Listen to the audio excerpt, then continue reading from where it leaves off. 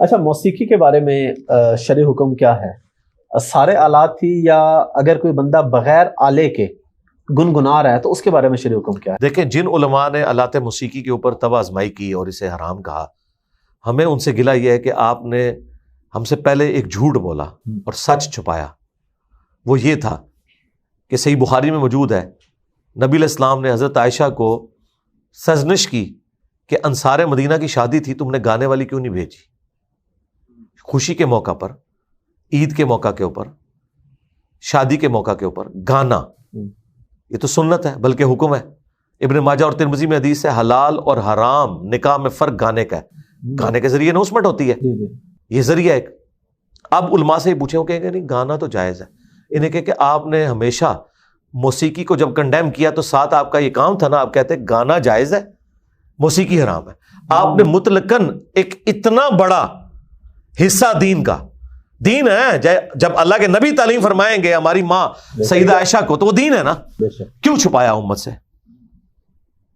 زیادتی کی۔ اب آپ کا بتایا ہوا دین ہم کیسے ایکسپٹ کریں کہ آپ کہیں کہ جی نہیں اب گانا جائز ہے، انسٹرومنٹ جو ہے وہ غلط ہے۔ انسٹرومنٹ میں بھی آج بخاری مسلم میں دف کا ذکر موجود ہے، نہیں جی دف جائز ہے، تالی نہیں ہونی چاہیے۔ تالی موجود ہے بخاری مسلم میں کہ عورتیں جو ہیں امام کو غلطی پر تصفیق کے ذریعے مطلع کریں، نہیں تالی ٹھیک ہے، بانسری غلط ہو گئی، ڈھول غلط ہو گیا، اور رہ کے وہ ایک ابو داؤد سے روایت لے کے آتے ہیں کہ وہ بانسری یا ڈھول کی آواز تھی تو نبی الاسلام نے کانوں میں انگلیاں دی۔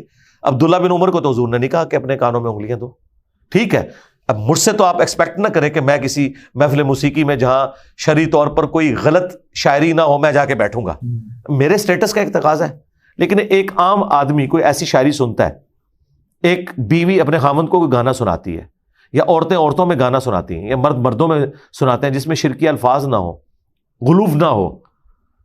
ڈاکٹر ذاکر نائک نے تو اپنے اسٹیٹ سے وہ گانا زوجتی انتی حبیبتی انتی، بیوی کی شان میں ایک گانا جو ہے وہ عربی نشید کے طور پر، اور وہ پورا طرز لگا کے، اب تو ماؤتھ ساؤنڈز ایسی آ گئی ہیں، جی جی بالکل بالکل، تو گنگنانے میں تو کوئی نہیں ہے۔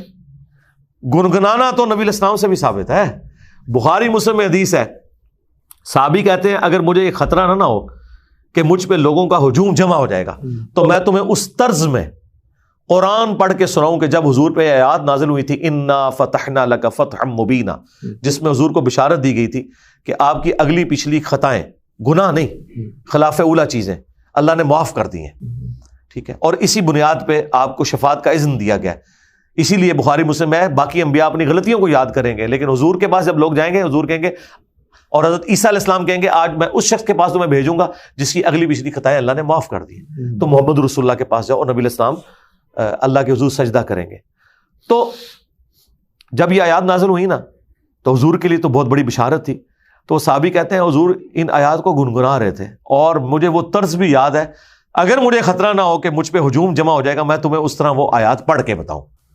مشاری راشد کتنا پیارا قرآن پڑھتا ہے، ابراہیم شریم، سعد الغامدی، ٹھیک ہے، اور کتنے قاری ہیں، گنگنا رہے ہیں نا۔ صحیح بخاری میں حدیث ہے جو ترنم سے قرآن نہ پڑھے وہ ہم میں سے نہیں۔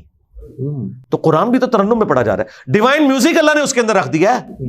الرحمن علم القرآن خلق الانسان، اللہ نے عربیوں کو اٹریکٹ ہی اس لیے کیا ہے، شاعری نہیں ہے، لیکن بہرحال ایک اس کے اندر ایک ربط تو موجود ہے جو اس طرح کا نہیں ہے ردیف قافیے والا، لیکن کسی حد تک ہے بھی۔ اسی وجہ سے لوگ اسے یاد بھی کرتے ہیں، صحابہ کرام بھی بڑے شوق کے ساتھ اسے بیان کرتے تھے، یاد کرتے تھے۔ لہذا یہ بات کرنا کہ مطلقاً اس حوالے سے ان کے پاس ایک ہی حدیث ہے جو اسٹرانگ پیش کرتے ہیں، وہ بخاری سے پیش کرتے ہیں کہ قرب قیامت میں ایسے لوگ آئیں گے جو آلات موسیقی کو، ریشم کو اور عورت کی شرمگاہوں کو حلال ٹھہرا لیں گے۔ اور میرا خیال ہے جو غامدی صاحب نے اس کا جواب دیا میں اس کے ساتھ ایگری کرتا ہوں کہ مطلقاً تو ان تینوں میں سے کوئی چیز بھی حرام نہیں ہے۔ آلات موسیقی میں تو دف تو آپ بھی مانتے ہیں، تو مطلقاً تو حرام نہ ہوا۔ اچھا، ریشم بخاری مسلم میں ہے کہ 4 انگلی تک مرد کو اجازت ہے، اس سے زیادہ حرام ہے، تو مطلقاً تو ریشم بھی حرام نہیں ہے۔ اب رہ گیا وہ تیسرا معاملہ، تو میاں بیوی کا جو ازدواجی تعلق ہے مطلقاً تو وہ بھی حرام کوئی نہیں ہے۔ لہٰذا ایسے آلات موسیقی جس میں شرکیہ اور اس قسم کے اوٹ پٹانگ چیزیں اور جس سے لوگ شہوت کی طرف جائیں، جو میجورٹی آج کل اسی طرح کی ہے، اس طرح کے میوزک کو تو ہم ٹھیک نہیں سمجھتے. البتہ جس طرح بھی کئی اسلامک فلمیں فلمائی گئی ہیں، جس طرح قطر والوں نے عمر سیریز فلمائی ہے، اس کے پیچھے جو ساؤنڈز ہیں انہوں نے اس میں جان بھر دی ہے. ٹھیک ہے. اس طرح حضرت یوسف علیہ السلام کے اوپر مووی بنائی گئی ہے، اصحاب الکہف پہ بنائی گئی. تو اس طرح کے جو ساؤنڈز ہیں گنگنانے میں تو کسی کو نہیں ہے نا، نعت طرز میں پڑھی جا رہی ہے نا. بالکل اسی نعت کو اگر میں گنگناؤں